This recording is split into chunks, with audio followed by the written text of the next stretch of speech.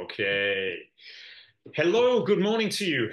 This is Terry Chiplin from the US Trail Running Conference, and welcome to our RD Masterclass webinar series.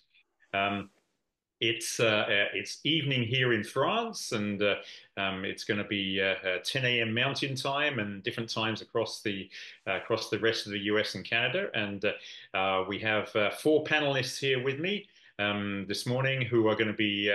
Their session today is going to be talking about course marking, and we're going to be focusing a lot on course marking innovations. So really talking about are there ways that we can mark courses and make the experience a lot better for the runners that participate in the races that the race directors put on. So that's the idea behind today's session. So before we get going, I will introduce the panelists as well. But before we do that, I would like to say a big vote of thanks to our presenting sponsor for the RD Masterclass series, Marathon Printing.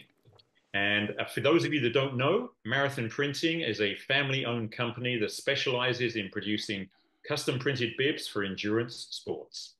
Race bibs are their most popular item, either custom printed or stock bibs. Marathon Printing also supply vital accessories for race directors like pins, bags, and pennant flags, as well as postcards, business cards, brochures, bumper stickers, and labels too. They have been a loyal supporter of the US Trail Running Conference since 2015 and are also an event standard partner for ATRA. And we are very grateful to Ryan Zirk and the team at Marathon Printing for their support of this webinar series.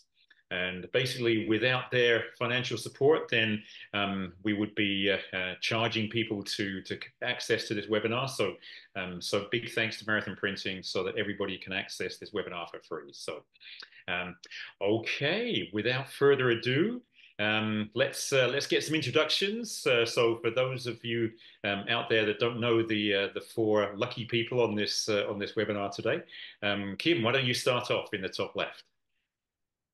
Sure. Hello, my name is Kim Levinsky. I'm owner race director for Sassquad Trail Runners. We're out in New Jersey and Northern Jersey and the Hudson Highlands of New York. We call our events trail parties. We don't call them races. So we got trail parties about once a month, about 10 races throughout the year. And we attract a lot of newbies. So a lot of new runners come out. So excited to talk about course marking because we've evolved over the years to adapt to our group that comes out. So a lot of fun. We're all about welcoming all paces, peoples, and ages to our events. Excellent, Kim. Thank you so much. Amy, do you want to go next? Sure. So I'm Amy Rusiecki, and I also East Coast like Kim. I put on the Vermont 100, and then I put on a series of races in Western Mass through Beast Coast Trail Running.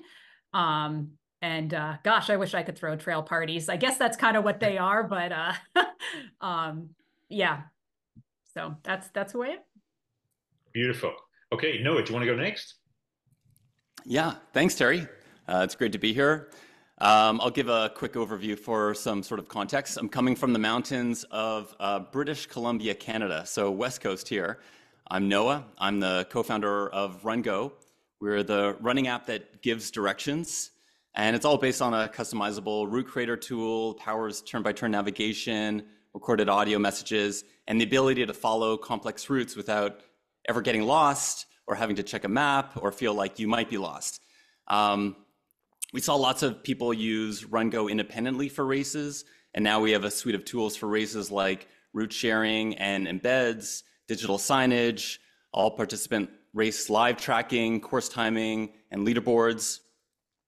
And I think that all of us as race directors, participants, spectators, fans of the sport, and just explorers have stories about race day issues and anxiety, about getting lost, about not knowing when the athlete you're crewing is, about race operations having little clarity what's happening out there, and about participants dealing with that weight of negative self-talk and being alone and disconnected. And while some of these are part of an ultra race day experience, I don't think all of them need to be. So I think course signage is a really compelling theme and symbol to look at all this stuff. So excited to talk about this today.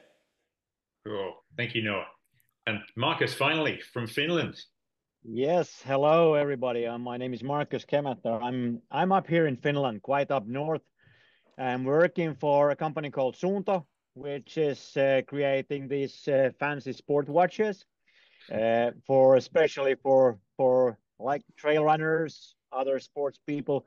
So I'm in here maybe giving a few hints about technology and how you could utilize technology in running a race, mostly from the maybe the consumer perspective. What would be beneficial to have for me if I'm racing a trail run or some other race? So not maybe so much about the signage, but what information would be important to bring, and what could we, for example, as a company, utilize as the information from a race director or a race organization in order to use our tools in a race for people who do the races. So there are a few things regarding accuracy and regarding like GPX files and stuff like that that would be beneficial to know for every race organizer out there in order to prepare good tools for people who do the races. So that's me from Suunto up in Finland. We have a nice archipelago here, by the way. Markus, yeah, I think you've got everybody envying that view there. That looks really nice. Okay, thank you so much for joining us. So this is for those of you that aren't familiar with the masterclasses, then from the US Trail Running Conference, then this is our third in the series that is actually introducing some form of technology and how technology can help improve some aspect of putting on a race and race directing and event organizing. Okay, so I was thinking, when thinking about this this subject, then I kind of changed my mind in terms of the way we're going to present this for the material today. So it kind of started off by thinking that course marking really has been primarily focused on one factor, and that's been primarily how to make sure that all of the runners make it to the finish line. That's assuming they're able to do so, of course. That not necessarily everybody is actually able to make it to the finish line. And we still have races where some people take a wrong turn, including sometimes the whole race taking a wrong turn. And I'll say something more about that a bit later. But one that really stuck in my mind was Jim Walmsley was it 2016 now? I think 2016, yeah. 2016, yeah.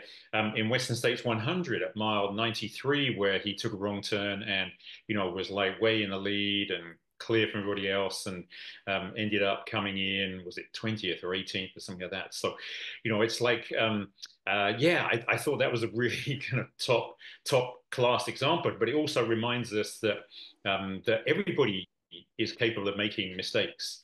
It doesn't matter whether you're an elite professional or you're a back of the packer, or anybody in between. And so we were thinking about the kind of course marking, and kind of came up with 5 key factors. We thought this could be a good opportunity to really kind of revisit these 5 key factors and really start discussions on alternative ways to maybe deliver traditional values. So the 5 key factors we came up with were participant safety. So that's obviously a good one to start with. Participant experience. So making sure that the participants, the runners in the races, have a good experience. Then race operations. So to make sure that the race actually operates and can fulfill its objective. But also the brand of the race or sponsors. So signage can sometimes be an opportunity to represent the brand of the race or sponsors of the race as well. And lastly, communication. So how can we use signage to actually help in terms of communication between the race as well? So I thought we'd kick off with hopefully some light-hearted anecdotal comments about humorous stories of signage issues at races. And I kind of gave you a little a kind of precursor to this, so hopefully you have some ideas already. But so anybody want to kick off on that with something humorous that you've discovered or happened at a race for you? I'll share one of my best nightmares as an RD. Yeah. Which was I was putting on a first year race, and there's a portion of the course that now I know is close enough to somebody's hunting camp that even though we were on public land and we were allowed to be there, this person was going to unmark a portion. So they unmarked a portion of the course and just put all the course markers in a pile. Luckily, it was like 3 miles into the race, so everyone was pretty close together. But basically, you know, runner 1 made it to the turn where there's this pile of course markers, didn't know where to go, paused for a second, and then number 2 caught up, and then number 3 and number 4. And before you knew, it was like a flash mob in the middle of the race going, where do we go? My husband happened to be in the race. Some other runner tentatively handed my husband, here, you call her, because nobody wanted to be the person. But it just so happened that where this corner was, luckily, it happened to be where there was a random shovel sticking out of the ground, which I remembered from course marking the day before. And so I was at least able to be like, oh, you're at the shovel. Take a left. Great. I can actually talk you out of it. Had it been any other turn in the entire course, I think they would have been lost in the woods until I found them. But luckily, because they happened to be at, you know, the shovel in the woods, they all took a left and continued on, and it was fine. But it was a nightmare that somebody unmarked a portion, and so the entire field didn't know where they were going. Wow. Okay.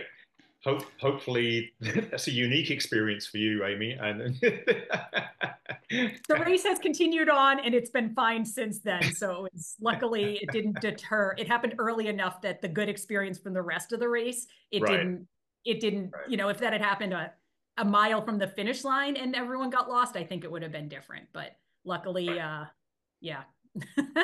Yeah. Okay. Kim, do you have something to share on that story, that kind of story?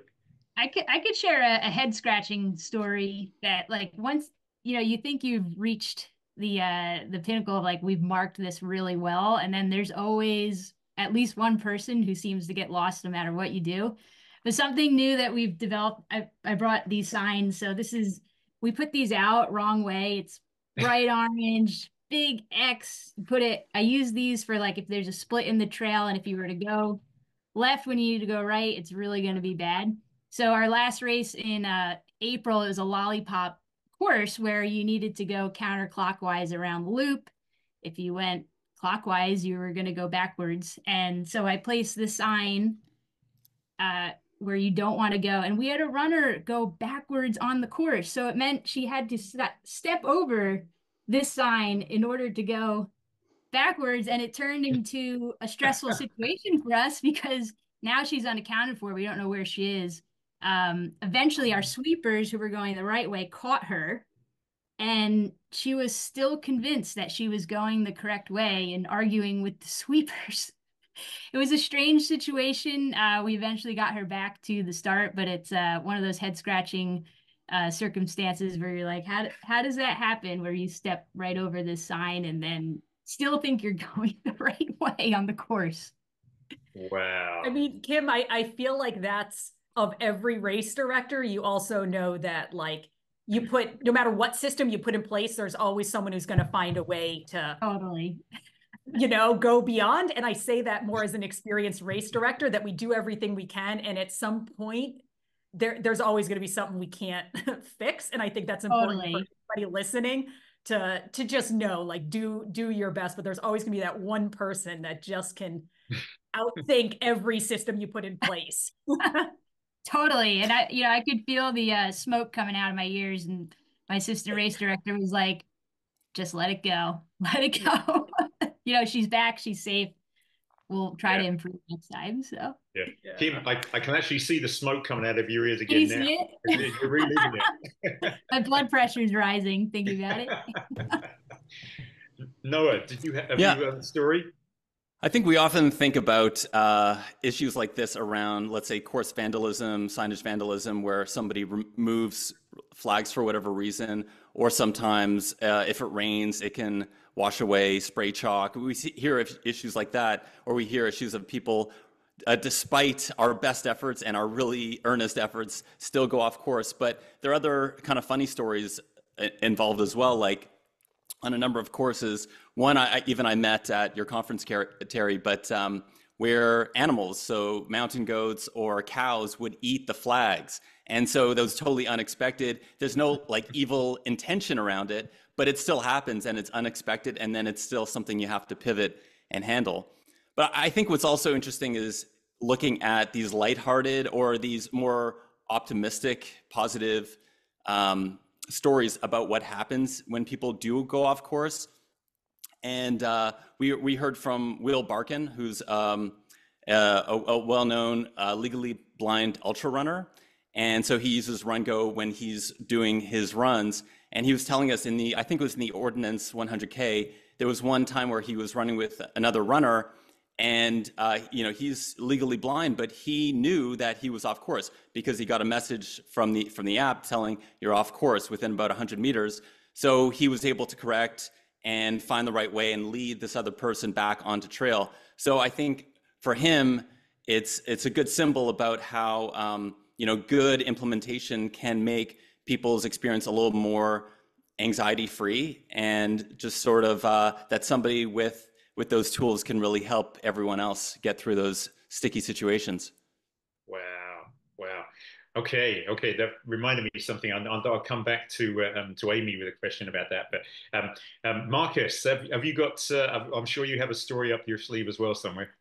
Well, I have one. Yeah, it's maybe not a super funny story, but there is some fun to it. So I have a close colleague to me who is called Janne. He's involved with the ecosystem stuff at Suunto, and he's a triathlete actually. I'm a triathlete myself, and we do Ironman stuff and things like that. And he actually went to a race down in Tallinn, right south of Helsinki, and during the run in that Ironman race, he actually got lost. And the reason was it was basically because of signage of the course. So it was a place where people ran out to the course and then some people came back the same way. So you had like two directional place, and actually the volunteers of that crossing where he went out didn't know from which direction he came, so they directed him in the wrong way and he started to run wrong way and he got lost. And the funny thing about this is, of course, that we are coming from a navigation company who makes compasses and stuff like this. So we are forever teasing him about getting lost in a triathlon race, which should be really the most simple race in the world to navigate. And usually they are. But this time it happened that he got lost, and we are teasing him for that one. But that reminds me that kind of in races where you have places where maybe several lap races, maybe not so normal in like ultra long trail runs, but in shorter runs maybe. So if you have places where people run in several directions, so you have some people coming back and some people going out, there certainly might be a risk for directing people in the wrong way. So that's at least a place where you need to be careful with the signage, that you get the guys going the right way, because it hurts quite a bit when you have been doing a triathlon for 6.5 hours and then you mess yourself up on the marathon and end up quitting the race because you have run like 5 miles extra and you know that the game is over. Yeah. So that's. Yeah, thank you. So Amy, I was thinking Noah's comment about blind runners. So you've had blind runners at VT 100, haven't you? So yeah. So has that been how has that worked? I know we've spoken about it like in different situations before, but yeah, has that been an issue in terms of for blind runners and following the course? And yeah. I mean, fortunately, it hasn't been. And I have visually impaired runners that do Vermont 100 and do some of my Beast Coast races as well.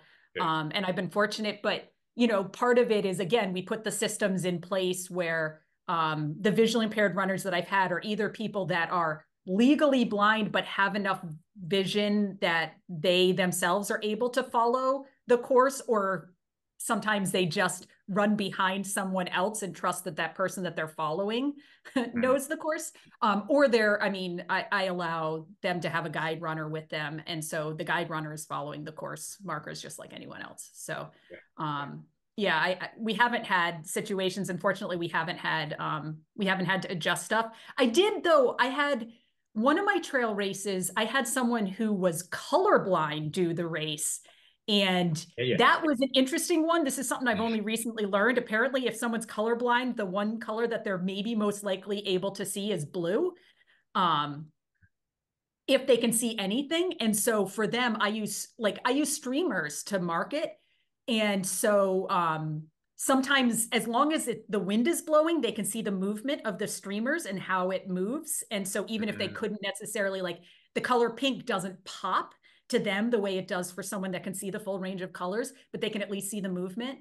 But like at this race, I had 2 different distances. So one distance was in pink and one distance was in blue.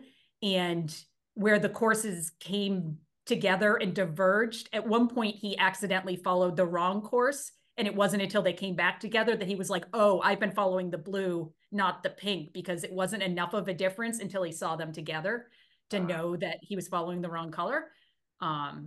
So it was something that I'd never really thought about. And I'm not quite sure. Maybe someone here has a solution to, if someone's colorblind, how you can effectively mark so that they can follow a course. Yeah, that's a great question, and yeah, as you said, it wouldn't be something you necessarily think about. I mean, it's I was just thinking about when people register for a race, then that's it's not even a standard question you would have in the registration flow. It's like, are you legally blind? You do. Oh, I do. Okay. I ask people if they're a visually impaired or a mobility impaired athlete, because I do have. I mean, this is getting to a whole nother thing, but I have course records that I maintain for all of my events for, visually impaired and mobility impaired athletes, and have, rules to just kind of say, here's how we're going to level the playing field for athletes with disabilities that want to participate. So cool. A whole other thing to get into, but I do ask that during registration, so I'm aware. But I don't ask if they're colorblind, so I wouldn't have known until they finished and told me. Yeah. So.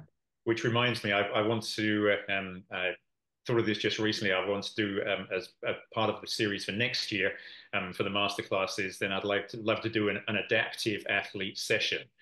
So have some adaptive athletes on and talk about the different issues and challenges, because it's exactly what you just raised, Amy. So thank you to Dan and Anthony for your comments in the chat there. So we've definitely had some issues, but yeah, it's funny how things happen, and then you have to think on the fly to overcome those issues.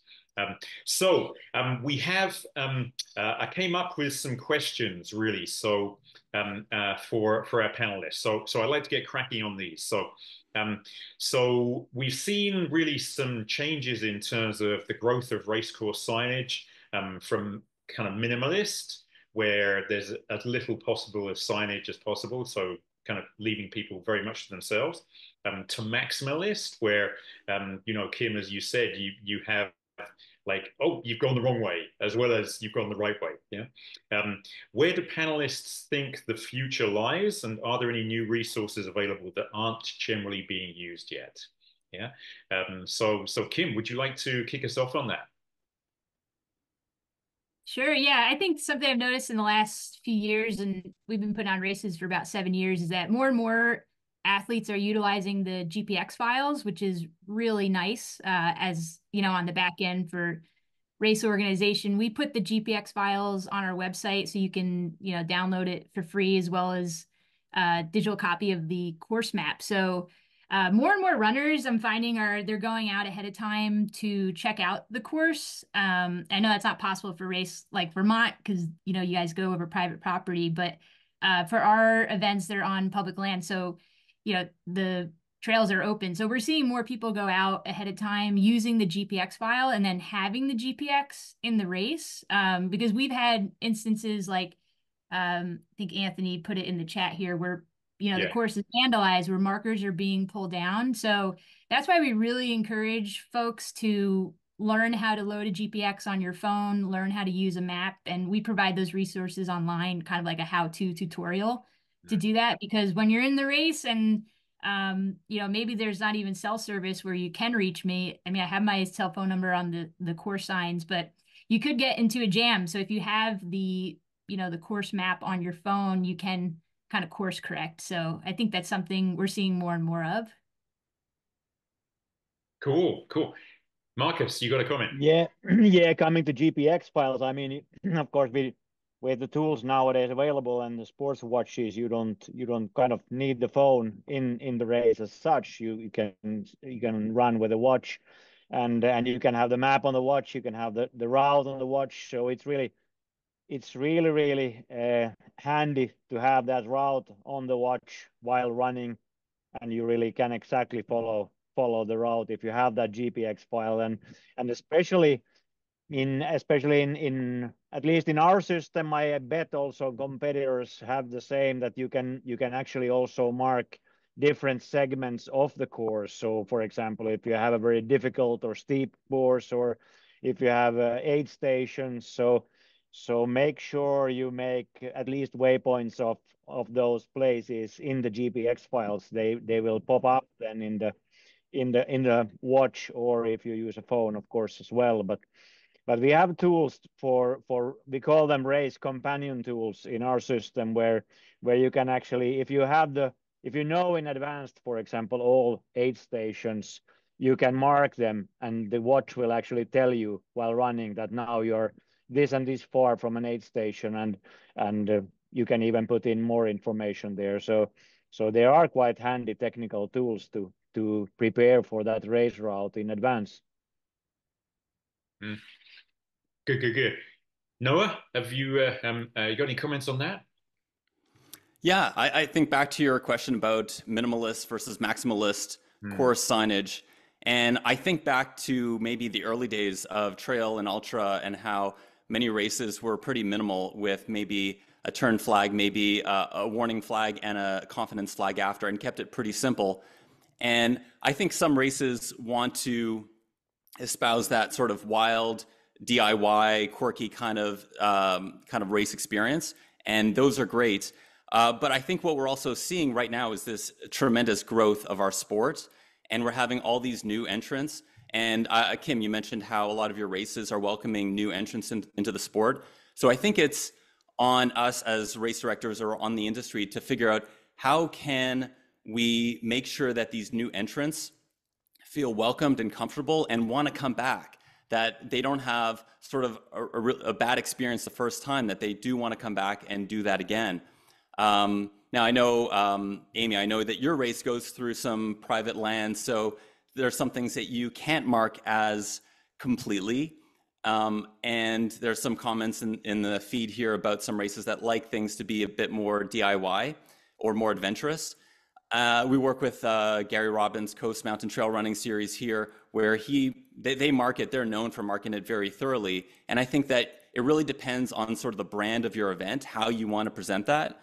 But I think we're looking at, these new entrants, and a lot of these people aren't familiar with how to use some forms of technology, maybe how to use GPX files.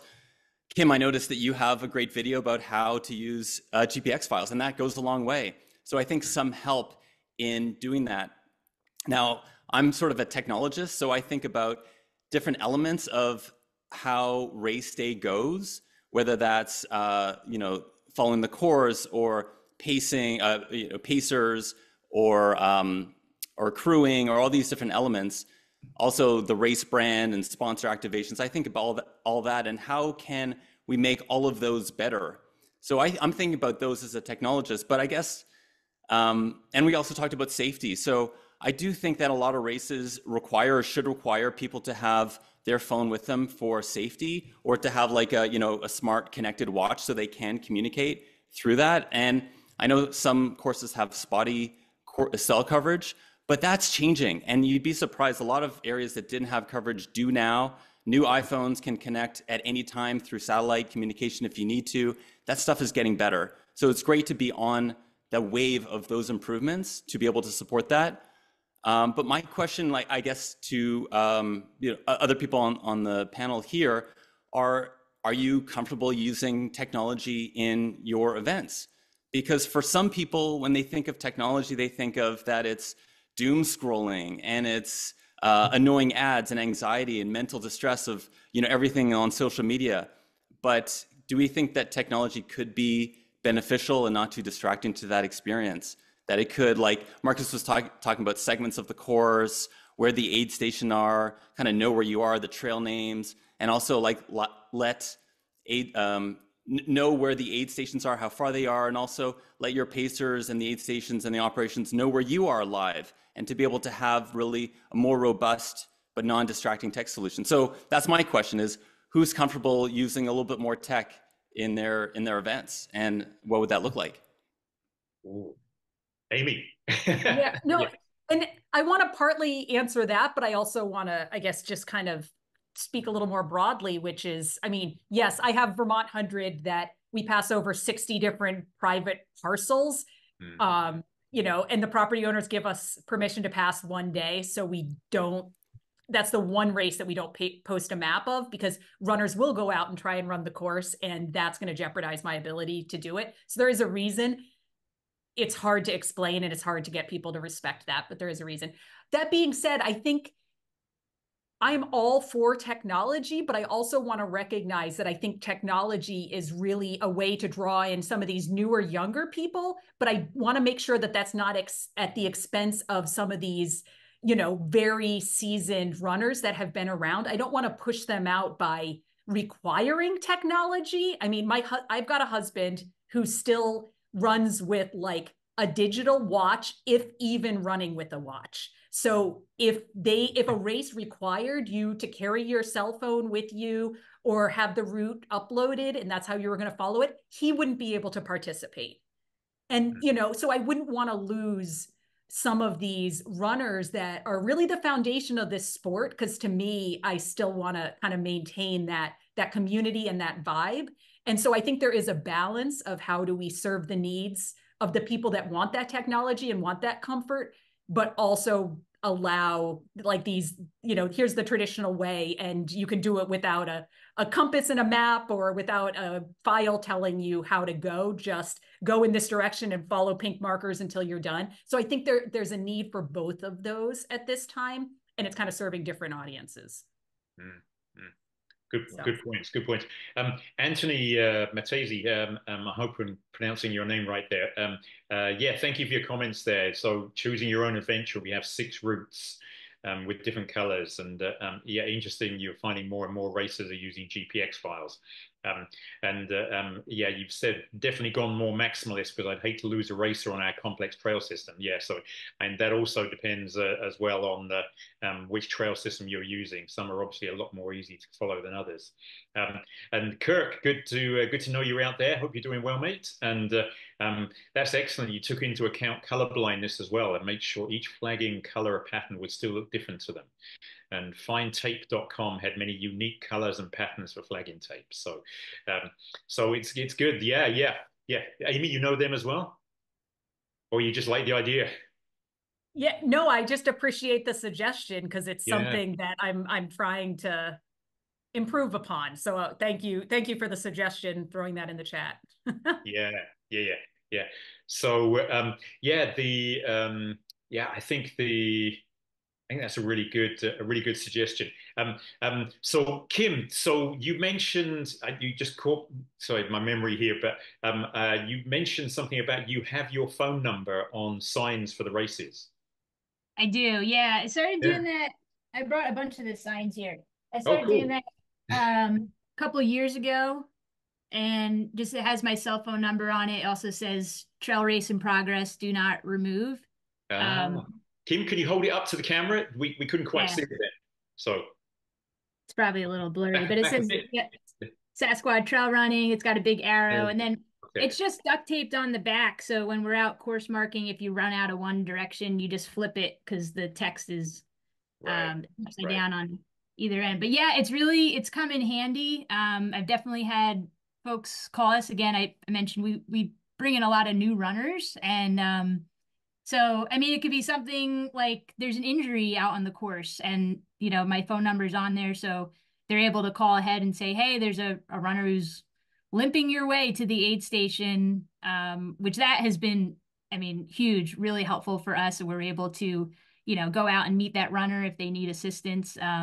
Or as simple as, the markers are being vandalized and all of a sudden the markers are gone and they're able to give a shout and say, I'm lost in the woods.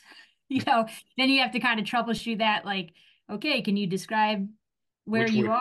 are?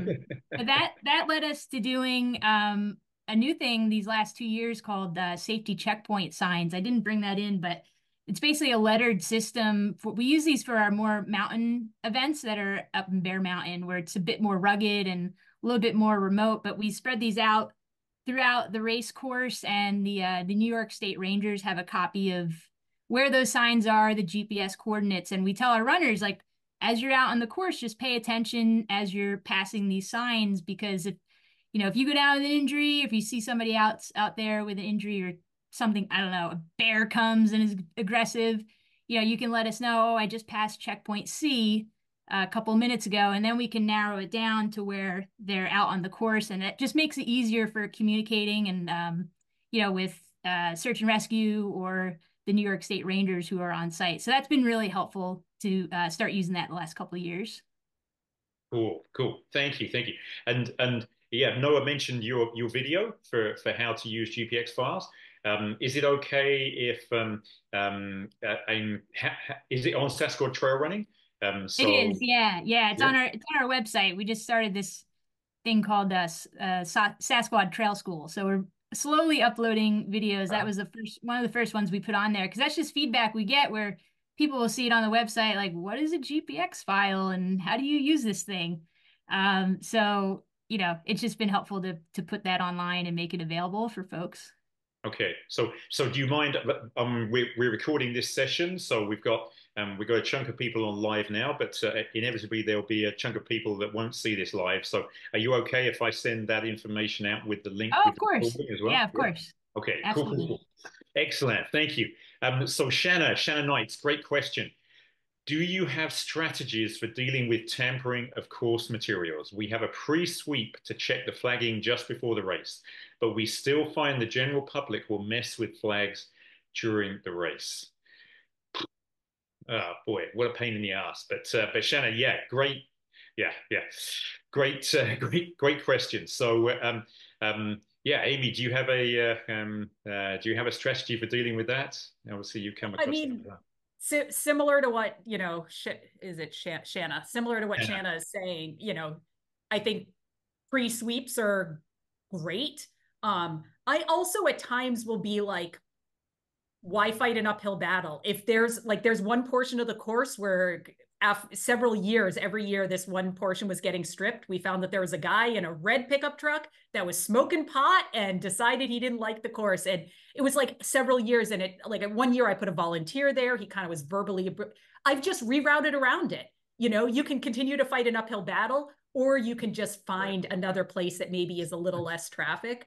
So I guess that would just be my other recommendation is, sometimes you have to make those compromises so that you're not making extra work for yourself.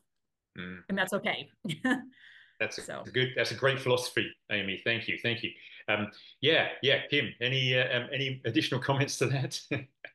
Yeah, I mean, the pre-sweep is really helpful. We have folks go out right before the race starts and we give them, another roll of tape to add markings if, stuff has been pulled down.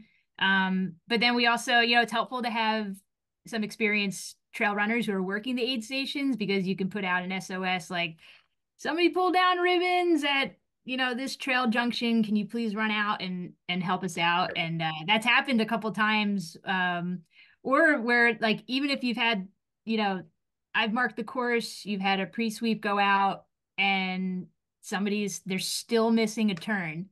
That's happened where it happened this last race. So a volunteer was like, here, I'll just take an arrow and go out and, drop it to help. So again, it's one of those things where once you think you've marked it really well, but there's still ways to improve with each event.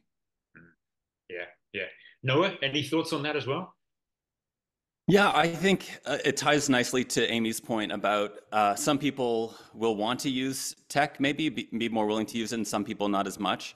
I do think that some people who are not comfortable using it or don't want to use it when they try it or it's being offered in an interesting way, that they'll be more likely to want to do it again. But you never know. Also, some runners are pretty accustomed to their way of doing things.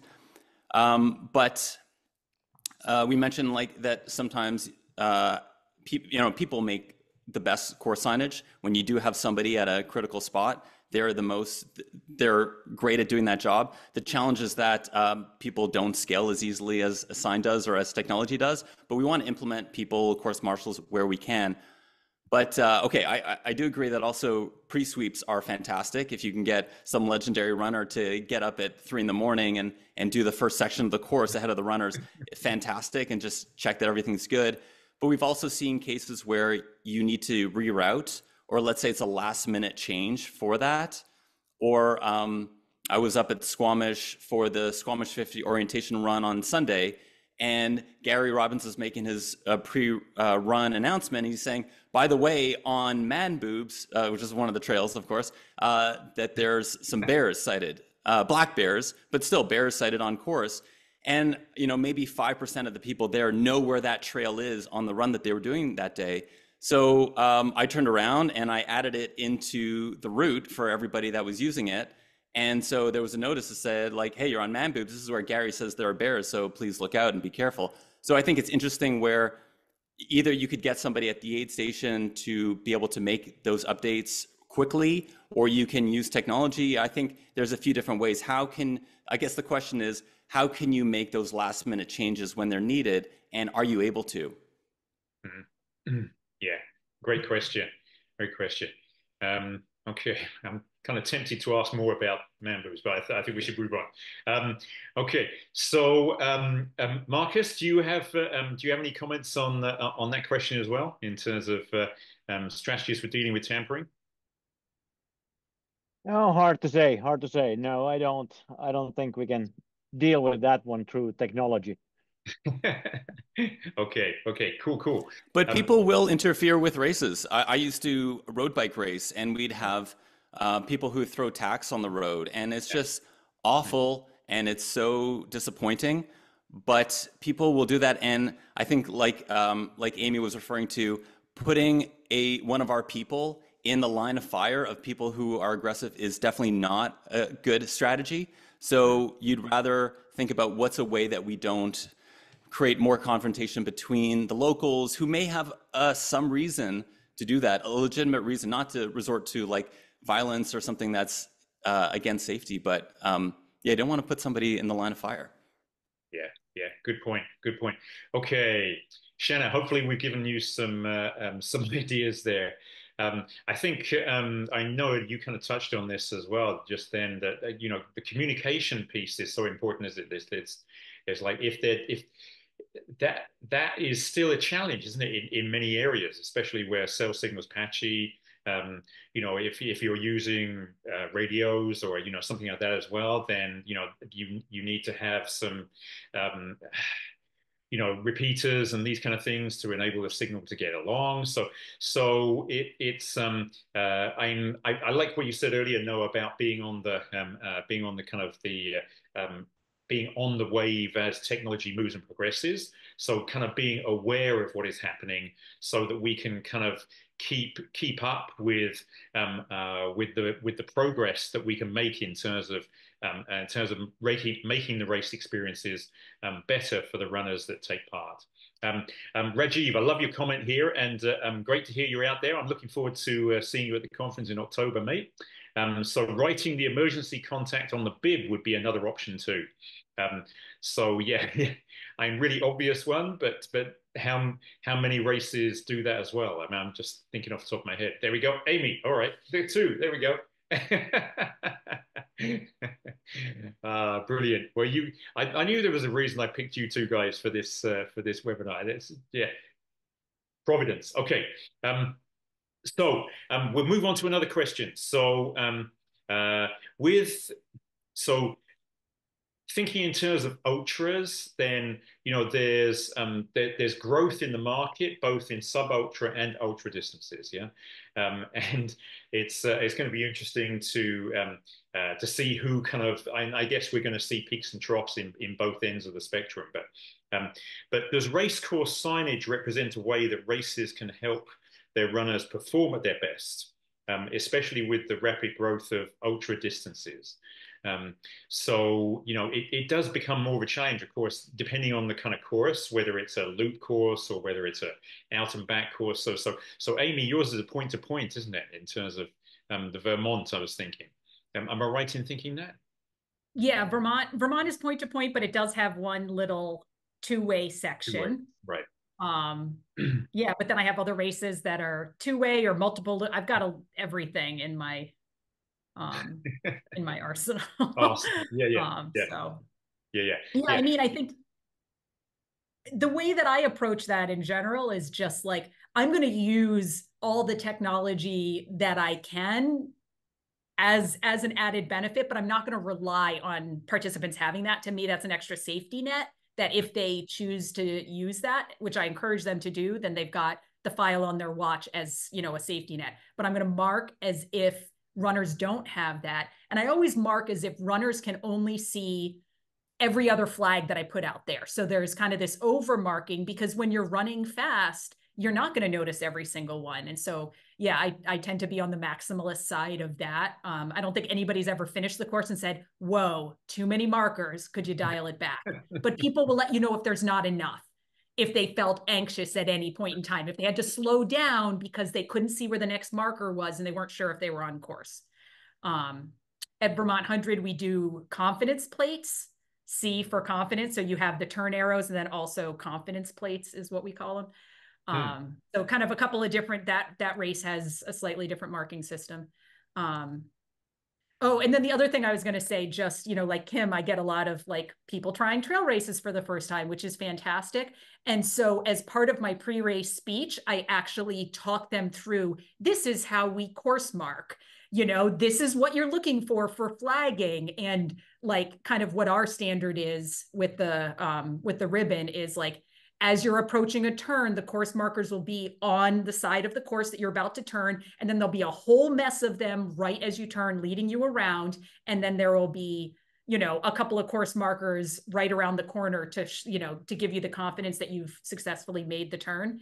And I just kind of talk them through that little bit just so that they understand where to look and what they're doing, because it might be in, at this point, I don't think about it, but when you get new trail runners that have only done a road course, they're looking for markings on the pavement.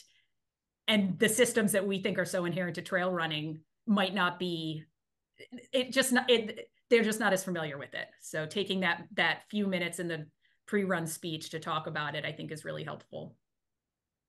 Good points. Kim, anything else to add to that question?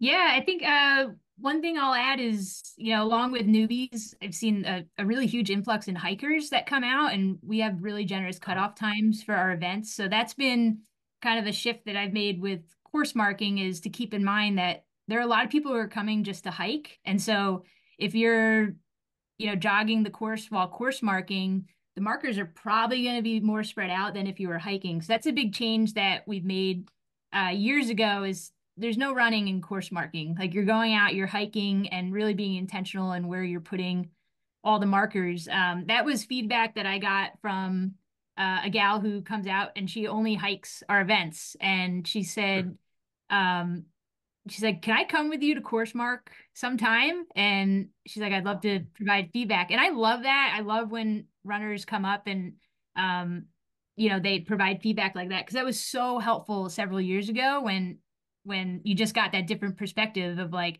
people aren't seeing the course the same way. Everybody's different when they're out on the course, especially hikers. So really trying to make all your markers visible, like Amy said, kind of doubling up on your course markers. And I love what she just said about explaining the markers. I think that's something maybe like the more you get into it, every year that goes by, you kind of take for granted those things that are just might come natural with experience. So that's something that we put a video online of explaining, like I hold up the arrows and say, these are what our arrows look like. These are what our trail markers look like. And folks have said that's been really helpful, especially for the newbies who are coming, who are, there might be some pre-race anxiety about like, I've never been to a trail race before. What is a trail marker even look like? So I think providing that stuff up front has been helpful, and with confidence, and even mitigating some safety stuff for us.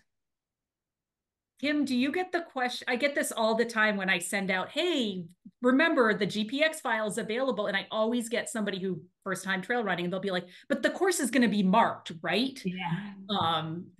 So again, but to me, it's like, oh, right, there's that anxiety of I'm giving you a GPX course, therefore I'm not going to mark the course. So again, it's that reminder that there's a lot of nerves, and there's, Totally. Yeah. And I think even, the anxiety piece, sometimes folks might feel embarrassed about even asking a question like that. So I think if you have that information readily available, it makes it easier for the newbies who are coming out and are maybe, a lot of folks, it's a really big deal to come out and try something new like this. Maybe they're just getting into activity and exercise. And so I think that comes back to like, we don't want people to get lost. Like, I know that's a style of some races where they're like, hey, good luck out there. Hope you make it. I don't know. We want people to have fun and be safe and really enjoy the experience, and to come back and to enjoy the trails for a long time. Cool. Thank you. Markus, quick question for you. I mean, Suunto obviously make GPS watches and so on. So are you seeing kind of change in the marketplace for, demand for these kind of watches, for these systems, and people using them in the ways that we've been talking about here? Well, we are, yeah, and we are, of course, as a company also partnering with very many companies. More than 300 different companies offer their services, and users of our service can connect with the services like Strava's, like Training Peaks. But there are really a huge bunch of other services that, for example, support racing, and we are just now partnering with a company called NAC, which is a energy gel company, and they are actually offering a race planning service where you can plan for the race and exactly design at what spots of the race you will have the like energy gels, and then you will get nutrition guidance during the race. So, and there are quite many of these kind of companies out there that offer these kind of planning services. So I urge also you race directors to go out there and really look what's out there, and even partner with some services that can offer them. And we then connect our tools to these services, and then they are really able to help participants in the race to plan for their race. I mean, again, it's for those who want to use technology in their race. And my firm belief is that that crowd is growing. So I think there is a fairly big bunch of people that are interested in getting safer and getting like more feeling more confident in going along the course. So yeah, I definitely think that technology is coming quite strongly into this field and helping people to survive the races. Good news. Good. Noah, thinking from your perspective, in terms of RunGo and your relationships with the races that you work with, then the Amy Beck at the beginning was talking about the kind of younger runners coming through and their familiarity with perhaps more tech and this kind of thing. So, have you seen that as well from your experience with RunGo? Because obviously younger runners are somebody we want as a sport to attract into the sport. So we want to make sure that we make it attractive for them. Yeah, I think maybe in terms of younger entrants or also just new entrants into the sport, I think one thing that's come up a couple times that we don't always acknowledge or that people aren't prepared for is that when you're doing a long trail race, an ultra, is that in that experience, there's a lot of negative self-talk, and that's pretty universal. And when when we're new to it, we're not really used to it. We're not used to being alone for a long time. We're used to doing our training runs with friends, with a group. And here we are in race day and we're kind of left alone. I think that if we can just remind people, convey that to people. I want to give a shout out to Terry and Active Acuity for ways that you can practice how to manage that in advance. I think that's a key part to it as well. And also, as the race director or as the course designer, you know the parts on the course that are probably going to be really tough, not just based on the type of trail or where it is taking place in the race or how far from an aid station, but we know those certain hard parts. And what can we do to help our participants prepare for that? What can we do in advance? What can you do on course? So I've seen funny signs at those spots. I've done some local ultras with some celebrities or some of the local hockey players, and to see maybe some signs that were sort of trolling them, and everybody knew that they were in the race. So to have that as some comedy and just an uplifting moment, or to have some inspiring signs, some physical signs that can just be there, and just to remind you, why are you doing this? You're choosing to have this really tough and memorable experience. And also in some races, they're so hard to get into these days that the mere fact of having a bib is meaningful, and you should really cherish that. So I think that's a chance to give those inspiring and fun moments. You can also put a person at those hard parts to reassure people. You can put a musician, and these things are just there at those right spots because you know where those tough moments are. And what else can we do? I'd love to hear if you have ideas. I mean, we have in our runs, we'll have at those hard parts, we'll drop in an audio message that could be from the race director, from the race announcer, from a sponsor that is just like, we know it's at that right time. We just added for Buck and Hell, that's Gary Robbins and CMTR's next race, where Buck and Hell, a great name, but it's because you're running up this really long climb called Old Buck. So there's a message in there that says, hey, this is Old Buck. This is what the whole thing is named after. It's hard as hell. You're going to hate me for this, but come find me at the finish. And just those little uplifting moments can be fun and just get you through those hard times. And I think that we can support people in those moments of negative self-talk, because if you can get through those, ultra running, as we know, is one of the greatest opportunities for self-actualization in those really important moments. And so I'd love seeing how we bring that to life. Fabulous, fabulous. Thank you. And Noah, thank you for the shout out. I'll be checks in the post, mate. So appreciate that. So we're nearly at time. I can't believe that hour has gone very, very quickly. I just realized that I completely forgot my own humorous story in terms of race signage and that kind of thing. So I'll share it with you before we close out. Friends of I used to work with a series of races called the vacation races, who did the half marathon park series, and they did a race, or they still do a race, Lake Powell half marathon. And so I was there. I went to the expo, and I didn't run the race, but my wife did. And so anyway, everybody set off, and they start in Page in Arizona, and end up at the marina in Lake Powell. That's the end of the race, and it's one of their only races that actually goes inside a park boundary. So anyway, partway through the race, I'm kind of picking up chatter on messages and things, and apparently what happened, the lead biker, bearing in mind it starts off on road. There is a trail element to this particular race, but it starts off on road. The lead biker took a wrong turn in the town, and basically everybody then just followed the lead biker. And so the whole race did 13.8 miles rather than 13.1 miles. And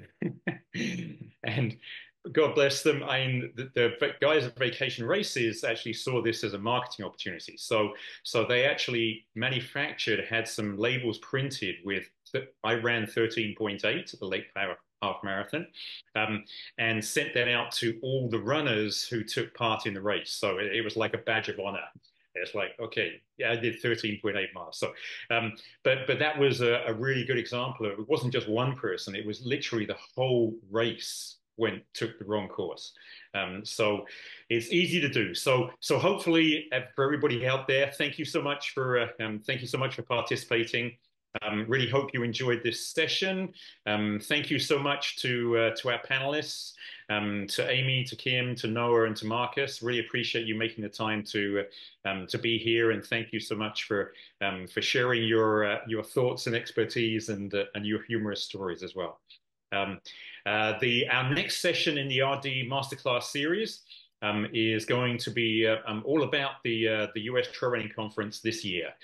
So this will be a kind of first venture into promoting the conference itself. So I'm looking forward to doing this. We got some great participants from October that are going to be at the conference, who are going to be participating in the webinar, and I'm also going to experiment following the last technology sessions. I'm also going to be experimenting with using StreamYard, and I'm going to live stream it through YouTube at the same time as well. So really just kind of, let's play with technology and see how much fun we can have. And so that's in July. So we'll keep you posted in terms of the content and and so on for that. And yeah, don't forget as well that we'd love to see you for the US Trail Running Conference in October. You can still register. We still have some spots left. So October 23rd to the 25th, and we'd love to see you there. All right, thank you so much, everybody. I'm going to stop the recording now.